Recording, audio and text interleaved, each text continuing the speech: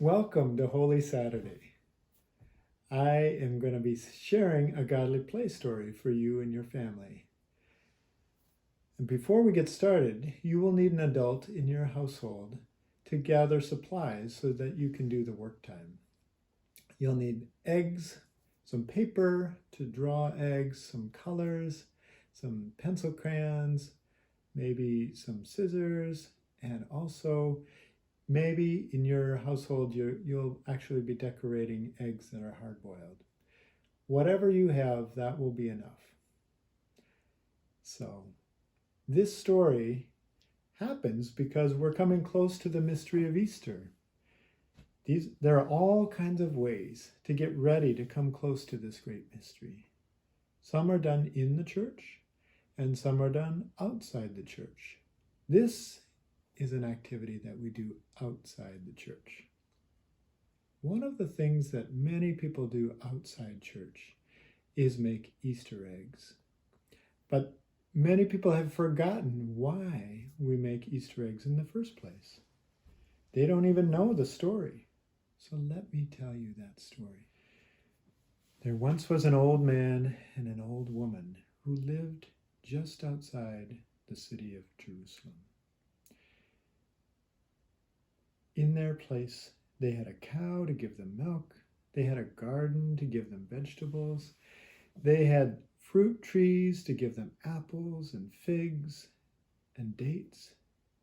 And they had chickens that gave them eggs. Now, in the morning, the old man would go out to the hen house and say to the hens, "Good morning, hens. May I have some of your eggs?" They would gladly give him their eggs, and there were plenty of them. There were so many on some days that the old man took the ones they did not eat into the city to sell. One day he went into the great city of Jerusalem with a basket full of eggs. A white cloth covered them. He went in through the high gate and went along in a narrow stone street. As he came closer to one of the wide streets, there was a huge crowd, but it was strangely quiet. He pushed his way through the crowd with his basket of eggs to see what was going on.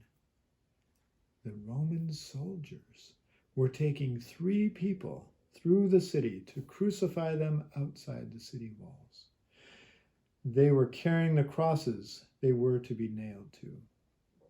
One of them stumbled and almost fell as the old man watched. He couldn't help it.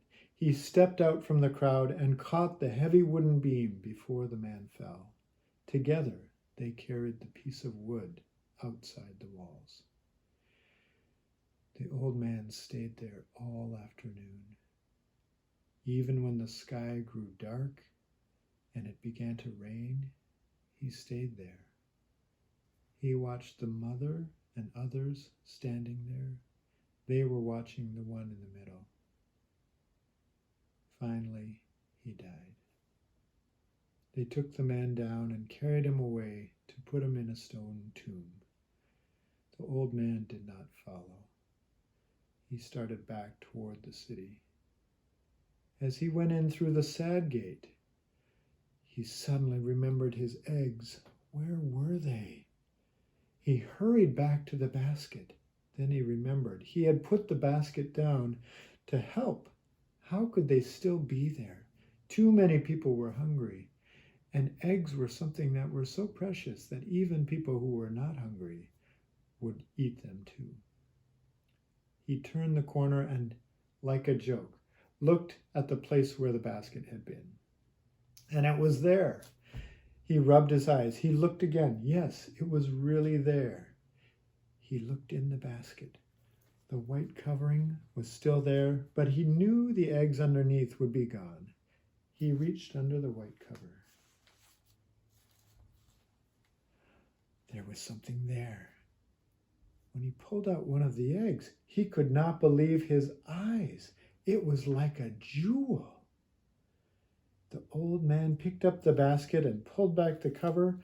The basket was full of beautiful eggs. They were covered with colors and designs. The eggs were trying to say, with colors and lines, what had happened that day. When the old man told this story, people began to color eggs at Easter time, and they still do to this very day. Some don't even know why, but you do. So as we move into the work time, you'll need to gather some materials.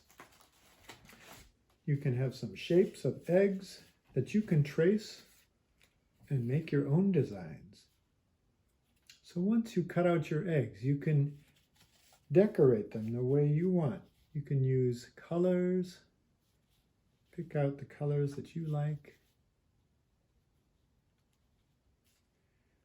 Or you can put special designs on your eggs.